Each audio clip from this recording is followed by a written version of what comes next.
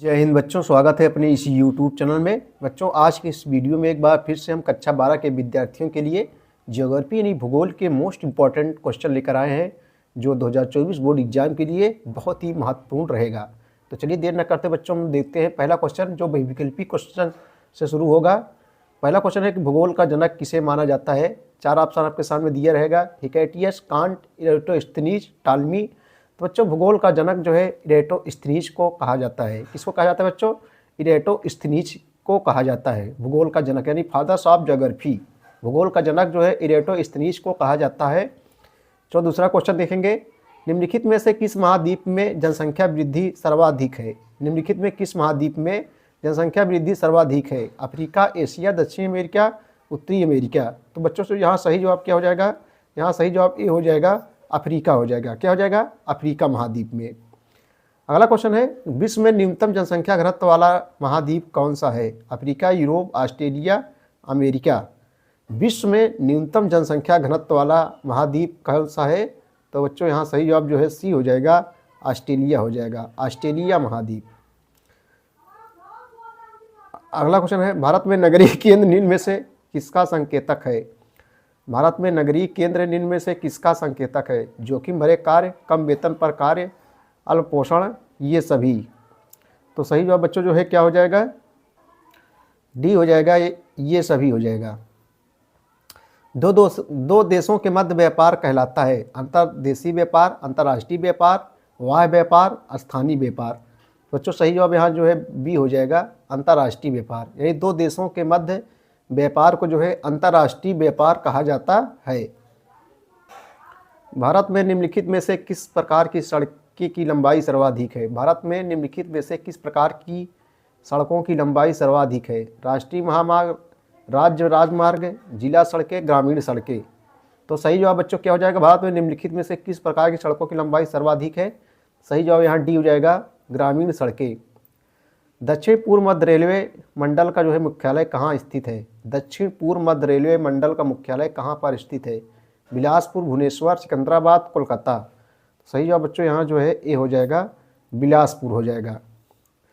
पर्वतीय क्षेत्र विकास कार्यक्रम किस पंचवर्षीय योजना में शुरू किया गया? पर्वतीय क्षेत्र विकास कार्यक्रम किस पंचवर्षीय योजना में शुरू किया गया? प्रथम, द्वितीय, तृतीय, पाँचवीं। तो बच्चों यहाँ सही जवाब डी हो जाएगा, पाँचवीं पंचवर्षीय योजना में शुरू किया गया। अगला क्वेश्चन है, किस राज्य से होकर इंदिरा गांधी नहर जाती है? मध्य प्रदेश, राजस्थान, हरियाणा, उत्तर प्रदेश। किस राज्य से होकर इंदिरा गांधी नहर जाती है? तो सही जवाब बच्चों यहाँ बी हो जाएगा, राजस्थान से। निम्नलिखित में से कौन जैविक संसाधन है? कौन जो है जैविक संसाधन है? वायु, लोहा और सोना, वनस्पति। इसमें पूछ रहा है कि जैविक संसाधन कौन सा है जो जीवों द्वारा उत्पन्न होता है। तो बच्चों यहाँ जो है जीव जंतुओं के सड़े गले अवशेष, पेड़ पौधे, जीव जंतुओं सड़े गले, यहाँ सही जवाब डी हो जाएगा, उसे वनस्पति कहते हैं। क्या कहते हैं बच्चों? वनस्पति कहते हैं। ठीक है भैया। चलो बच्चों, अगले क्वेश्चन की ओर हम लोग चलते हैं। अगला क्वेश्चन है जो अतिलघुत्तरीय प्रश्न है, पर्यावरणीय निश्चयवाद में किस शक्ति का प्रधानता है? पर्यावरणीय निश्चयवाद में किस शक्ति का प्रधानता है? दोस्तों, ये सब जो क्वेश्चन हम लाए हैं ये बच्चों एनसीईआरटी रहेगा और सभी बोर्ड के स्टूडेंट्स के लिए इंपॉर्टेंस है, साथ में यूपी बोर्ड के स्टूडेंट्स के लिए भी इंपॉर्टेंट रहेगा मोस्ट रूप से। तो एनसीईआरटी ये बुक है बच्चों, ठीक है। और ये सब क्वेश्चन लगातार कई हर वर्ष जो है परीक्षाओं में पूछे जाते हैं, लगातार परीक्षाओं में पूछे गए हैं कई वर्षों से। तो पर्यावरणीय निश्चयवाद में किस शक्ति की प्रधानता है? आइए इसका उत्तर हम लोग देख लेते हैं। देखो बच्चों, पर्यावरणीय निश्चयवाद में प्रकृति की शक्ति की जो है मुख्य प्रधानता है होती है। इसके अनुसार जो है प्रकृति मनुष्य के प्रत्येक क्रियाकलाप को जो है नियंत्रित करती है। विश्व के छोटे भूभाग पर जो है अधिक लोग तथा बड़े भूभाग पर कम लोग क्यों निवास करते हैं? स्पष्ट कीजिए। अगला क्वेश्चन देखेंगे जो लघुत्तरीय प्रश्न है, विश्व के छोटे भूभाग पर अधिक लोग तथा बड़े भूभाग पर कम लोग क्यों निवास करते हैं? स्पष्ट कीजिए। आइए इसका उत्तर हम लोग देखते हैं। देखो बच्चों, जनसंख्या वितरण शब्द का प्रयोग धरातल पर लोगों के वितरण प्रारूप को जो है समझने के लिए किया जाता है। विश्व की 90% जनसंख्या इसके 10% स्थल भाग पर जो है निवास करती है, जबकि शेष 10% जनसंख्या इसके 90% भूभाग पर जो है निवास करती है। इसका मुख्य कारण मानव निवास के लिए आवश्यक कारक है।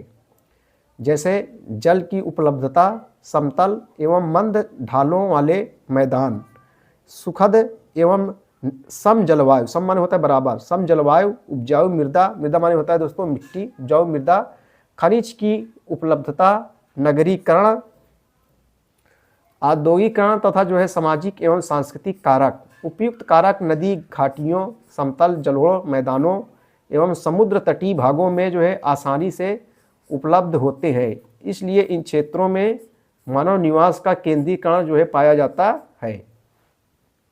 अगला क्वेश्चन है कि मानव संसाधन बच्चों क्या है? मानव संसाधन किसे कहते हैं? तो बहुत सरल परिभाषा है, बहुत कठिन नहीं होता है। मानव संसाधन या मानव स्वयं में एक दोस्तों संसाधन है।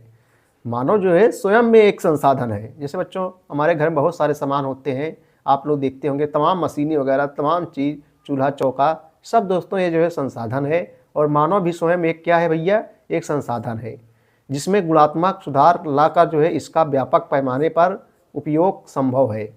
एक शिक्षित मानव उत्कृष्ट भूमिका जो है निभाता है। अगला क्वेश्चन देखेंगे हम लोग, ट्रक कृषि से आप क्या समझते हैं? अगला क्वेश्चन है बच्चों कि ट्रक कृषि से आप क्या समझते हैं? देखो यूरोप के जिन प्रदेशों में, यूरोप क्या है? यूरोप एक महाद्वीप है। एक महाद्वीप के अंतर्गत बच्चों बहुत सारे देश आते हैं, जैसे यूरोप, एशिया, अफ्रीका, दक्षिण अमेरिका, उत्तरी अमेरिका, सब क्या है? महाद्वीप है। एक महाद्वीप के अंतर्गत बहुत सारे देश आते हैं, तो यूरोप भी एक महाद्वीप है। यूरोप के जिन प्रदेशों में एक कृषक केवल सब्जियां पैदा करता है और उसे जो है विभिन्न क्षेत्रों में पहुंचाता है, वहां जो है इसको ट्रक कृषि का नाम दिया जाता है। ट्रक फार्म एवं बाजार के मध्य की जो है दूरी जो एक जाता है, ट्रक फार्म एवं बाजार के मध्य की दूरी जो एक ट्रक रात भर में तय करता है, इसी आधार पर इसका नाम जो है ट्रक कृषि रखा गया है। अगला क्वेश्चन बच्चों है, तृतीय क्रियाओं की जो है तृतीय क्रियाओं की 3 प्रमुख विशेषताएं बताइए। जो तृतीय क्रिया के अंतर्गत आता है, तृतीय क्रियाओं की जो है 3 प्रमुख विशेषताएं बताना है आपको। आइए इसका उत्तर हम लोग देखते हैं। देखो बच्चों, तृतीय क्रियाओं की 3 प्रमुख विशेषताएं निम्नलिखित है या निम्न है। तृतीय क्रियाओं की 3 प्रमुख विशेषताएं निम्नलिखित है। नंबर 1, इस क्रिया में उत्पादन और विनिमय माने होता है अदला बदली करना। इस क्रिया में उत्पादन और विनिमय दोनों शामिल होते हैं, जिसमें उपयोग होने वाली सेवाओं की उपलब्धता शामिल होती है। इसमें बच्चों उत्पादन को अप्रत्यक्ष रूप से यानी इनडायरेक्ट, अप्रत्यक्ष रूप से पारिश्रमिक और वेतन के रूप में जो है मापा जाता है। नंबर 2, इस क्रिया में विनिमय के अंतर्गत समृद्ध व्यापार, परिवहन और संचार सेवाएं दूरी को जो है कम करने के साथ अन्य कार्यों में भी जो है सहायक होते हैं। नंबर 3, इस क्रिया में वस्तुओं के जो है उत्पादन के अलावा सेवाओं के व्यावसायिक स्तर पर हो रहे उत्पादन को जो है शामिल किया जाता है। अगला क्वेश्चन बच्चों, जल परिवहन से क्या लाभ है? जल परिवहन आप लोग समझते हैं, जो पानी वाली जहाज होती है और जल में, तो जल परिवहन से क्या लाभ है? क्या लाभ होता है जल परिवहन से? आइए इसका उत्तर हम लोग देख लेते हैं। देखो ऐसा दिमाग क्वेश्चन है बच्चों, दिमाग लगाइए आप, रटो नहीं। जल परिवहन से क्या लाभ है? देखो जल परिवहन से निम्नलिखित लाभ है बच्चों। जल परिवहन से निम्नलिखित लाभ है। नंबर 1, देखो भैया, जल परिवहन के लिए मार्गों के निर्माण की आवश्यकता नहीं पड़ती है, क्योंकि महासागर एक दूसरे के साथ जो है जुड़े हुए होते हैं ना भैया।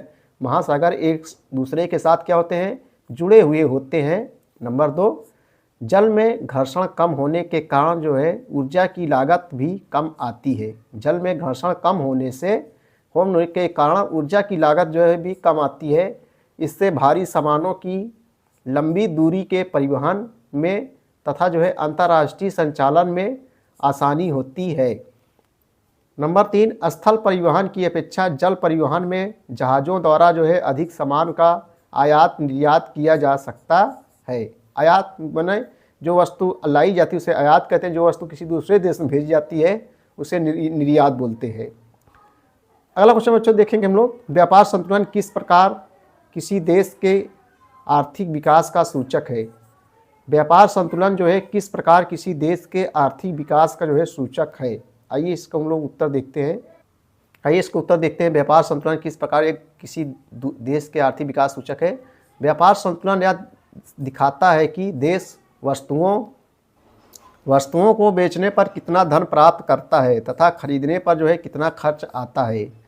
अर्थात यह लेखा जोखा है। अतः यह किसी भी देश की आर्थिक स्थिति को व्यक्त करता है, जिससे देश के आर्थिक विकास के स्तर को जो है देखा जाता है। अगला क्वेश्चन है कि वर्ष 1921-51 के बीच की समयावधि को भारत की जनसंख्या की स्थिर वृद्धि के रूप में जाना जाता है। इसके क्या कारण है। वर्ष 1921 से 1951 के बीच की समयावधि को भारत की जनसंख्या की स्थिर वृद्धि के रूप में जाना जाता है। इसके जो है क्या कारण है। आइए इसका उत्तर हम देखते हैं। देखो, वर्ष 1921 से 51 की समयावधि को जो है जनसंख्या की स्थिर वृद्धि का काल माना जाता है। इसके निम्न कारण है। इसके जो है दोस्तों निम्न कारण है। नंबर 1, इस समय अवधि में स्वास्थ्य सेवाओं में व्यापक सुधार हुए, जिससे जो है मृत्यु दर में जो है कमी आई। शिक्षा के स्तर में वृद्धि का भी जो है जनसंख्या वृद्धि दर को नियंत्रित करने में योगदान जो है रहा।